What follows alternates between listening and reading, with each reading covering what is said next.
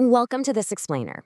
You know, if you or someone you care about is a participant served through the Office of Developmental Programs, what we usually just call ODP, trying to navigate the bureaucratic maze of Medicaid renewals can feel, well, completely overwhelming. But hey, that is exactly why we're here today. I'm going to walk you through a vital, step-by-step roadmap to help you tackle these renewals without losing your essential services. We're going to take all that stress and just break this whole process down into simple, actionable steps. Okay, let's dive into this. Here is our roadmap for today. First, don't miss the pink envelope. Second, preparing for your renewal. Third, understanding Medicaid eligibility. Fourth, submitting your renewal. Fifth, options if coverage ends. And finally, where to find help. All right, section 1, don't miss the pink envelope. So let's start by asking the most fundamental question. Want to keep your ODP services? The stakes here literally couldn't be higher. Completing your renewal paperwork isn't just, a suggestion. It is absolutely mandatory to keep your medical, your behavioral, and your specific ODP services active. If that paperwork slips through the cracks, the services stop. It really is that straightforward, and that's exactly why we're going to get this right the first time. But before we go digging through the mail, let's make sure we're all speaking the exact same language. You hear the word Medicaid thrown around a lot on the national news, right? Well, here in Pennsylvania, Medicaid is officially called medical assistance, or simply MA. They are the exact same thing. This is the program providing access to your essential healthcare needs and daily living support, specifically through ODP home and community-based waivers, as well as targeted support management, or TSM. So how do you actually know when it's time to renew this critical lifeline? Look for the pink envelope. The County Assistance Office, the CAO, actually made a pretty brilliant design choice here to help us out.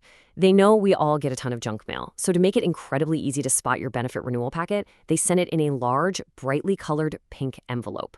When you see pink in your mailbox, treat it like an urgent priority. Section 2, preparing for your renewal. Proactive steps. Let's move to how this builds into your daily digital life. Because honestly, you don't have to rely solely on the Postal Service. Step 1. Go online and create a Compass account. Step 2, for ultimate convenience, just download the My Compass PA mobile app right to your smartphone. And step 3, sign up for text messages through Compass. By setting up these digital tools, you are building yourself a safety net. Even if the physical mail gets delayed, your phone is going to ping you when action is required. You'll never miss an update. And while you're logged in, address potential issues right now. If you've moved, actually, scratch that. Even if you just moved down the street, report your address change immediately by calling the customer service center or updating it right there on Compass. Plus, if you or the person you care for requires language support, do not wait to ask for it. Write your language needs on every single document you submit to the CAO and ask for an interpreter upfront. Handling these administrative details early prevents those catastrophic delays when the actual renewal deadline is looming. Moving on to Section 3, understanding Medicaid eligibility. What is checked? Let's peek behind the curtain a bit. What exactly is the CAO looking at when they review your pink envelope? Well, they're going to verify your Pennsylvania residency, your identity, your citizenship, and your household composition, which basically just means who actually lives with you. But those bottom two on the list, resources and income, that's where people usually get tripped up. It's really important to remember that the specific limits for these factors vary based on your exact Medicaid category. But across the board, understanding the difference between these final two is absolutely essential. Let's draw a very sharp, clear distinction between them, because mixing these up is incredibly common. Think of income as money flowing in. This includes wages from a job, pensions, Social Security or veterans benefits, and even your spouse's income. Resources, on the other hand, are the assets you already own. This is the cash sitting in checking or savings accounts, stocks, the cash value of life insurance, vehicles, revocable burial funds, and property you own but don't actually live in. Knowing exactly what falls into which bucket helps you report your situation perfectly to the CAO. Section 4, submitting your renewal. Submission pathways. All right, this is the actionable phase, where you actually hand the baton back to the state. You've got 3 clear, straightforward pathways to submit your completed packet. If you like the digital route, boom, submit it securely via Compass. If you prefer the physical route, just drop it in the mail using the provided return envelope. Or if you want absolute certainty, you can walk it in person right to your local CAO. But whichever method you choose, the golden rule remains the same. Renew on time. Missing that due date printed on the envelope is for sure the fastest way to disrupt your care. Section 5. Options if coverage ends. What are your options? I want to reassure you right now. Getting a letter saying you're no longer eligible is scary, but it's not necessarily the end of the road. If the CAO determines you're no longer eligible, you're going to get a notice in the mail telling you your coverage is ending.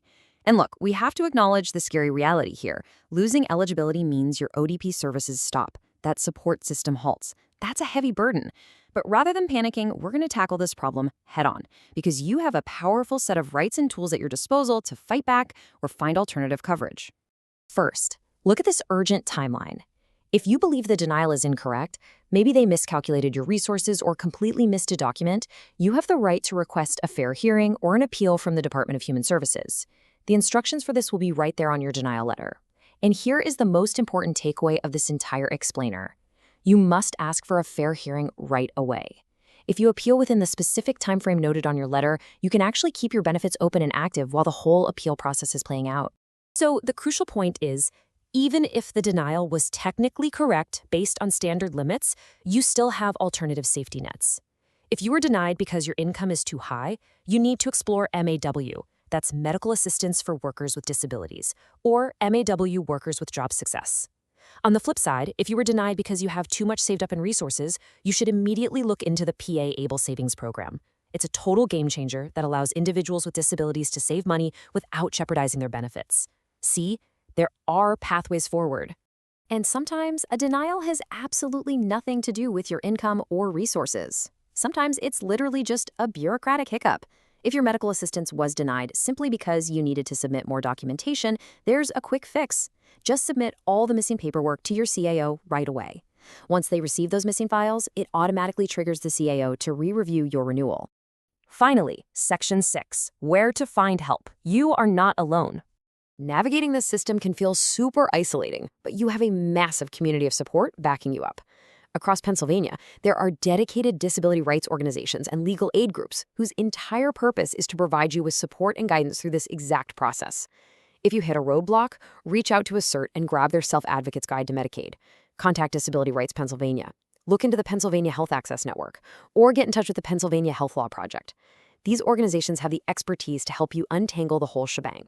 Or, if you just have a quick question or need to report an update, you can go straight to the source. Keep these official numbers handy. The CAO Statewide Customer Service Center can be reached at 877-395-8930. And if you're tuning in from Philadelphia, you have a specific number, 215-560-7226. You can also always contact your county mental health or intellectual disabilities office. I want to leave you with this massive, empowering directive. If you need help, ask someone. Your county MHID office, your supports coordinator, your provider, your representative payee, or absolutely anyone on your ISP team. They are quite literally waiting to help you secure this lifeline. Don't let confusion or frustration cost you your ODP services. Ask the questions, use the apps, watch out for that pink envelope, and take control of your renewal. So what steps are you going to take today to make sure your Medicaid is protected? Thank you for exploring this with me, and stay focused on keeping your coverage.